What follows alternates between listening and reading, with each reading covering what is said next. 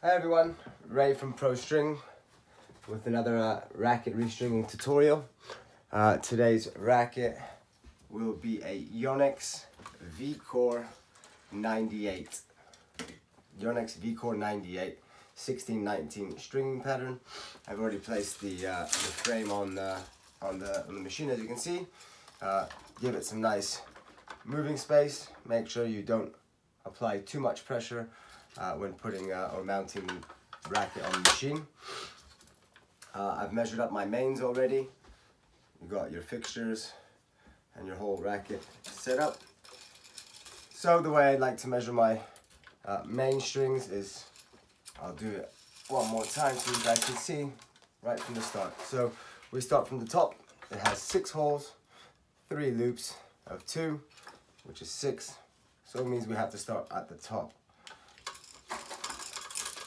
So as you can see, pull through some string, come back round, and pull it through.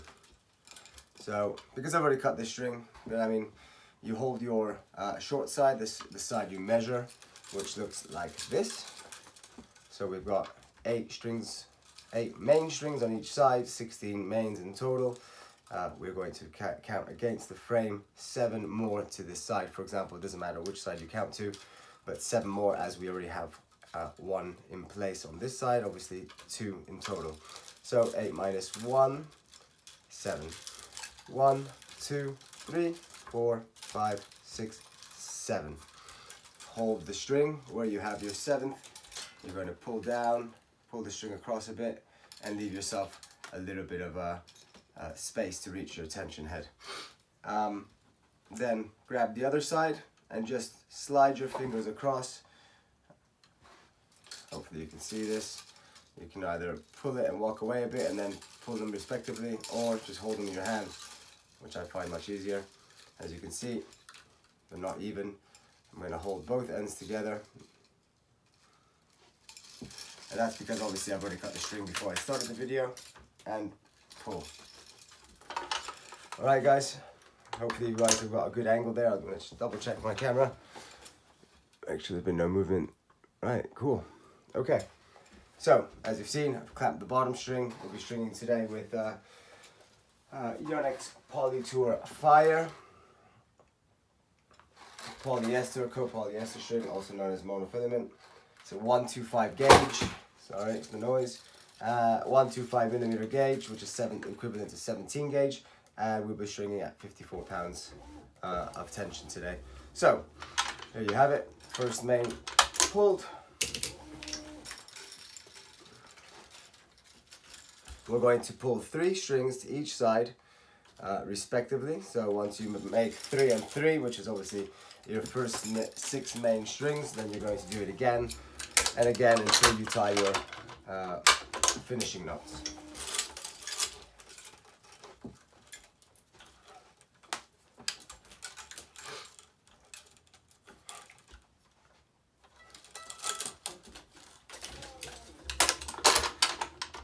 There you have it. That's our 3rd main string to one side. We're going to do exactly the same to the other side.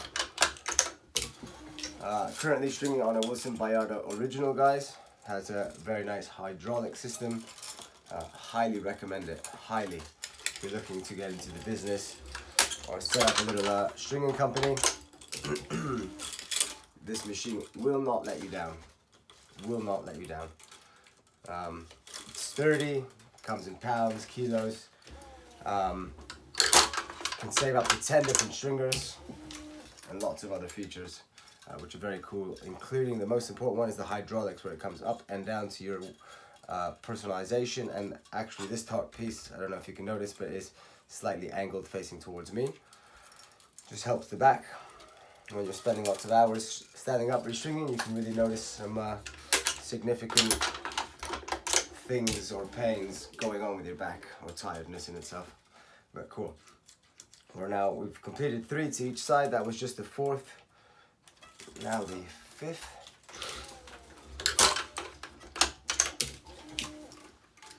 So I'm just on autopilot pretty much. I'm not trying to impress anybody, trying to give lots of little pointers there's something I haven't said, you think it's very important, I should mention in some of my next content, please put that into the comments, or anything else that you think I can do better. But I do have big amounts of rackets to get through generally. So if you need to go backwards and see how I've done something, then obviously please do. Coming up to our 5th main on this side. We've already completed 6 on the other side.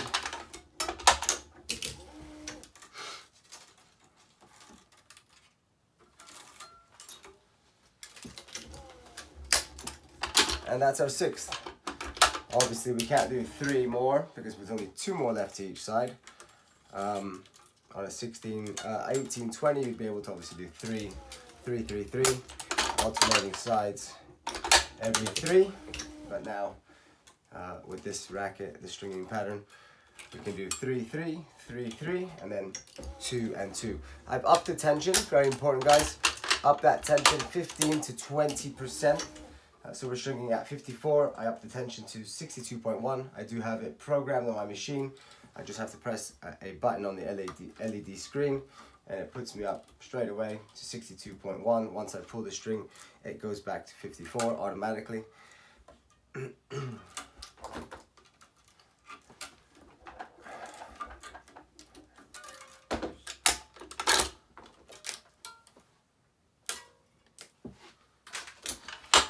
Right, there you had it. I did a Parnell knot. I'll try to slow down this next one. I will at some point upload a video of just the Parnell knot, finding the right angles, etc. But I do, like I said, have lots of rackets. So back up, back putting the tension up. And then here you have it. One more knot. You're always going to find the closest shared hole. You need your anchor string. Don't go too far over, because then the further over you go, the more tension you'll lose in your knot. I did say I'd slow down, and I'll redo that. But I guess you could put it on slow-mo or go forwards and backwards and watch this as many times as need be. So, as you saw, I found my first nearest hole, which is my 7th main. Remember, you always need a string to tie your knot on, a main string, at least in this case. So go down, as you've seen, around and back up. I'm going to go through my loop that I originally made. I've got a nice single knot there. I'm going to go down, straight up, and through my first knot. I'm going to pull one side, make sure it's the correct side, and then again. Don't pull too hard on the knot, because you cause breaking the string or damaging the racket. Well, not the racket necessarily. I mean, you'd have to pull very, very hard, but there's no need to pull so hard. Just enough so you can take the lag out of the knot, let's say, because there's always a bit of a small piece here that needs to be pulled appropriately. And there you have it. That's our mains. So now I'm going to count 7.5 full lengths of a racket for this racket, and every racket that it has 19 cross strings. 1, 2, 3, 4, 5, 6, 7.5.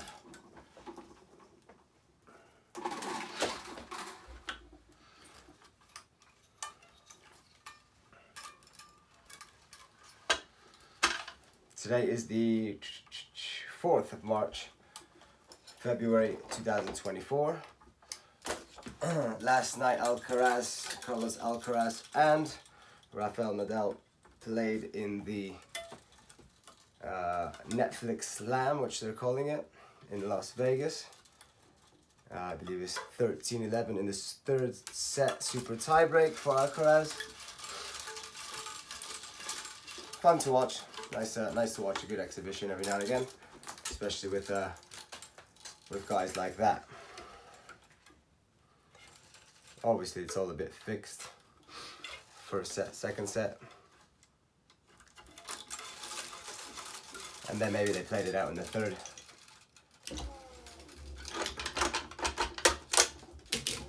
So as you guys saw, I tied my knot. Find yourself a nice space where the knot will come through. Tie your knot, and then start pulling your crosses. It doesn't matter if you start under or over your first main string. Just try, I mean, I do recommend highly using the one ahead system. As you can see now, I am weaving another string despite having one that is unpulled. Why do we do this? So that way it's easier to weave your next string, your next cross string. So to make an example, if I now pull this string, if I were to, I'm not going to, but if I pull this string and then make my next weave, it'll be much harder as to leaving this string or this cross string untightened or unpulled. Work your magic, over, under, and then again pull the string through. As you can see, my right hand is keeping the string moving, avoiding friction, which can and will damage your string and make it look not very nice. And you can see my left hand is supporting the string that I'm pulling, so it doesn't loop down or up. Don't push too hard to go up. Surely, because when I finish my racket, I want to move my strings as minimum as possible. We don't want to be moving the string very much because it causes tension loss. Again, moving.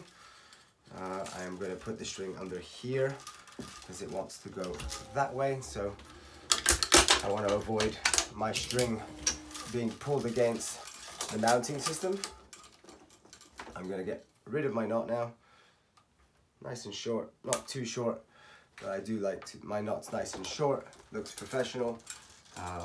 Can't catch on anything, normally at least, especially down the bottom. Do not leave your knots long here because a lot of players hold their racket as such with their left hand or right hand if they're lefties, and they risk catching their finger on a knot.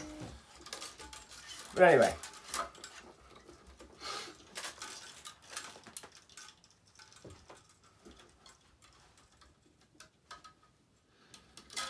Oops. I do apologize if my phone goes off. However, I am in full mode, working mode, stringing, answering the phone, and so on and so on.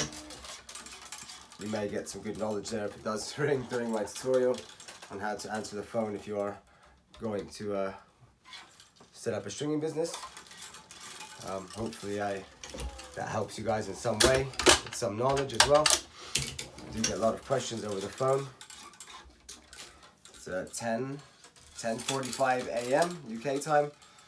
Had about 5-6 phone calls already at least.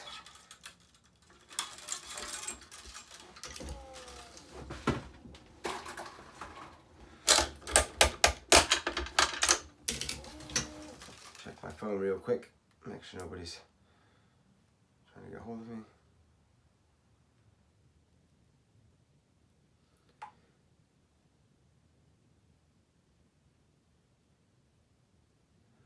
Somebody asking me, the guy that I'm stringing this for, asking if I have any old stock.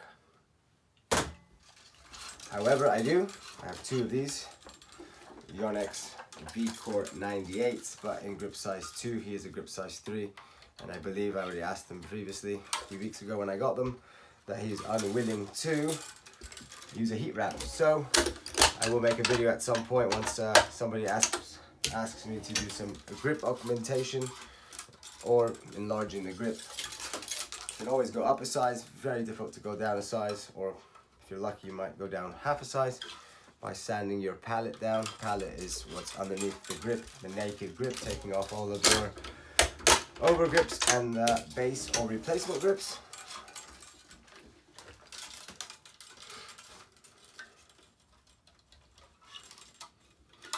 A lot of people said that this racket is better than the new one.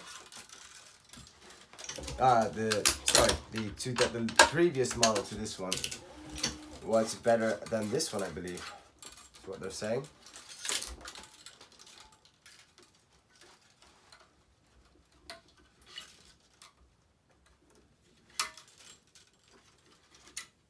As you can see, I keep stringing one ahead. Just making my life that little bit easier when it comes to weaving the next string, as I'm going to do now.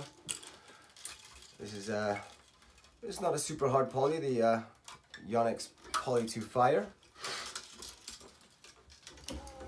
It's an okay co-polyester string. Just a reminder guys, polyester strings are for those who normally break strings very frequently, every day, every few weeks, or a couple times a month, or a couple times every few months, just to keep costs down. Of course, it can get quite expensive. If you're looking to save money, buy yourself a reel. If you are someone who's breaking with some kind of frequency, regardless of the type of string, recommendable. They normally come in 200-meter reels, which is enough for about 17 rackets. You normally need about 11 to 12 meters of string per racket. So depending on your style of stringing, how much wastage you leave at the end of every racket, and what kind of machine you have. Some machines require a little bit more, a little bit less to reach your tension head. But yeah, always a clever move to buy your own reel. We do sell all types of reels. Our best sellers, funny enough, our own home brand, which we make in Germany. We have 4 different polyesters, which you can find on our website, pro-string.com. Very good value for money. If you reach out, if you are a tennis coach, tennis player, any kind of ITF, ATP, you name it, we give discounts. Clubs, stringers, coaches, so on and so on. Happy to give 25 to 40% discount on our strings.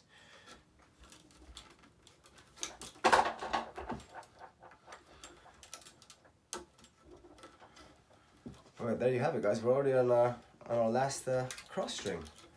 I don't have enough. If I keep pulling over here, I won't have enough to reach the tension head. So I'll just stop there and pull the rest through now. And over. So a good way to check your work guys is if your first weave, let's say. So when I say first weave, I mean here. So this is under, I don't know if you guys can see. Should be opposite, should always start under. My last weave is over. Or you can compare it to the top string. Should be also opposite. Under, over, over, under. So everything always needs to be opposite. Your first weave, your last weave opposites, and to the top string always opposites as well. We up our tension on the last cross. Again, 15 to 20% higher tension on your last string when you're just about to tie off your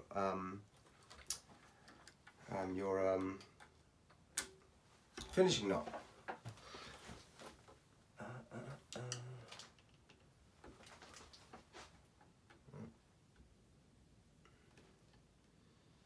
would normally go through here, but it looks like, so aesthetically speaking, I should go over then. So I got enough, yeah. I'm gonna go back. I'm gonna take this string out, not take it out, but simply for the reason it didn't catch my eye. So between the crosses and the strings, my main strings that cover, I don't know if you guys can see, cover the holes, it's come out the wrong side. And what I mean when it's come out the wrong side, you can go either under or over your cross string, or your main string, should I say. You can go over, under or over your main string, which is covering the hole for the cross. However, there's a couple ways of doing it. Aesthetically speaking, you always want to kind of go over and over and not have any kind of crossovers to make it look as professional as possible. That's exactly what I'm doing, and I caught my eye that it hadn't gone over. Apologies.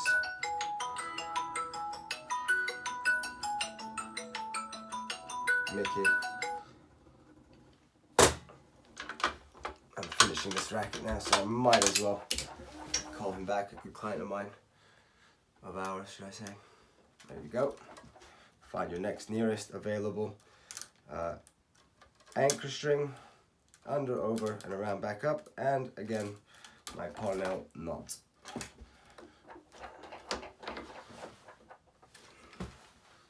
Looks good to me. No crossovers on the outside part of the frame. Release your knot, and then cut your, release the clamps, and then cut your knot.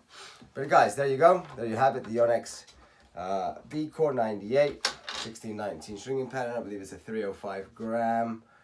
Yeah, 305 grams, 98 square inch head size.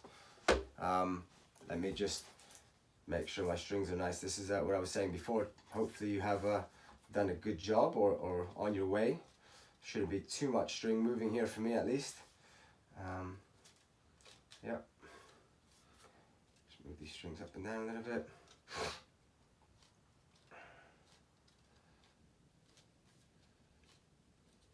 But yeah.